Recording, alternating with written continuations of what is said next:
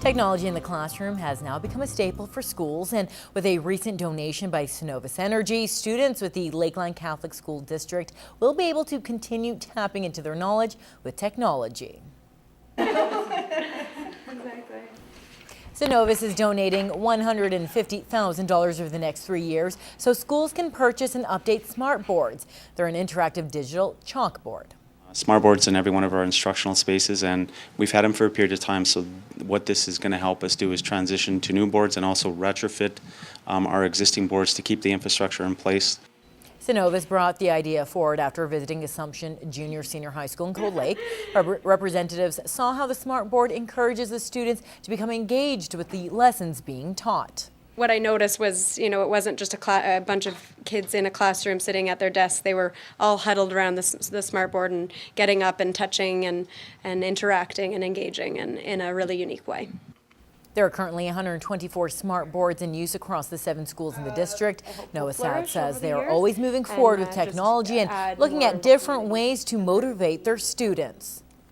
We're doing that migration with regards to looking at bring your own device, and we're encouraging that throughout all our grade levels, but primarily focusing at the middle school and the high school level. And that's going to be a big shift for our teachers with regards to kids bringing in their own devices to be able to work in the classroom, and that could be anything from tablets to phones to their own personal computers. It is an expensive endeavor all the way around, and we really appreciate it. All right, well, EMS Week activities continue today at Lloyd Comp as students, staff, and the community got a reminder on the consequences of dangerous driving while also attempting a world record. Kyle Galver stopped by the school this afternoon and has more. With one loud bang, the intensity and reality of a car accident was displayed for students at LCHS. The demonstration was put on by Students Against Dangerous Decisions to show the results of unsafe driving. Our student body has had a lot of accidents over the years, and even in our parking lot and stuff, we notice there's a lot of dangerous driving and a lot of people who just don't realize how valuable their lives are in vehicles. Just to bring awareness to our school population and the community as to what can happen and some of the effects of not only drinking and driving, but accidents in general. The event correlates with EMS Week, and first responders on scene were more than happy to lend their time to a good cause. We wanted to help educate the student body about making poor decisions this summer and the consequences that can have on their life.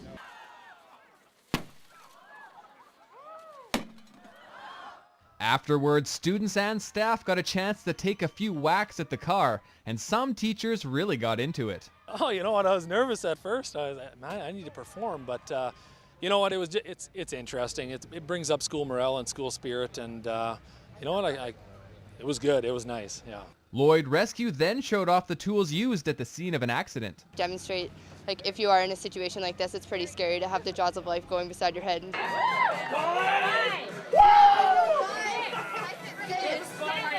No one was hurt in the demolition, but people still hopped in the back of an ambulance anyways. In fact, 62 are crowned back here, setting a new world record.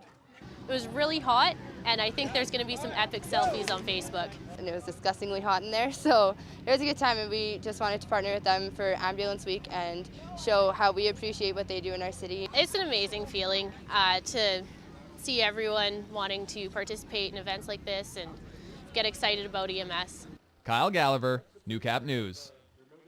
Meanwhile, the fun at Lloyd Comp continued. They held their annual car show today.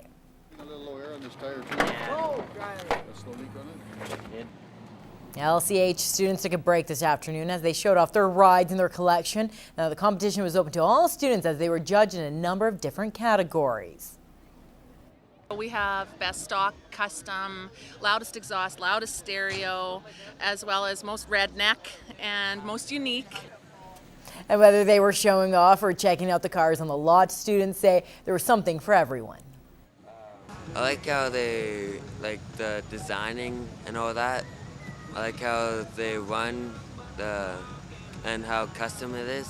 A lot of vehicles here are more into the looks and everything like that, and I'm not really much as a speed guy. Cars should look good and not be able to go fast as they should. And the car show also raising money. Donations were accepted for Students Against Drunk Driving.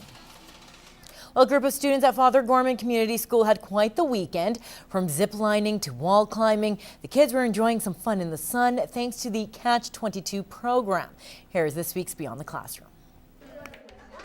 It's craft time for the nearly 40 students enrolled in the Catch22 program at Father Gorman Community School. Students in grades 4 to 7 can sign up for the after-school program, which meets twice a month during the school year. It balances recreation, community service, and fellowship for students in the school. And it's that healthy balance between all three that will make these students better citizens. Students have gone out in the past to different agencies. They've done some service projects with the interval home. They've done cookbooks, bottle drives, raised money to put back into programming for the school as well. Catch22 is a youth group designed to balance fun and community service projects. Now, students earn points for each activity they do. When they earn 22 points, they are invited to the big year-end event. Catch22 is like fun, exciting, and lots of fun. I like the activities we do, especially the bowling and the swimming that we did. One of the bigger projects this year was working with the not-for-profit organization, the Olive Tree. And we got to give back to them by giving them food and toys. And after all the hard work, the students were treated with some fun in the sun just this past weekend. Now, the students took part in many activities, such as rock climbing and riding on a zip line. Just one more incentive to get kids more involved in their community.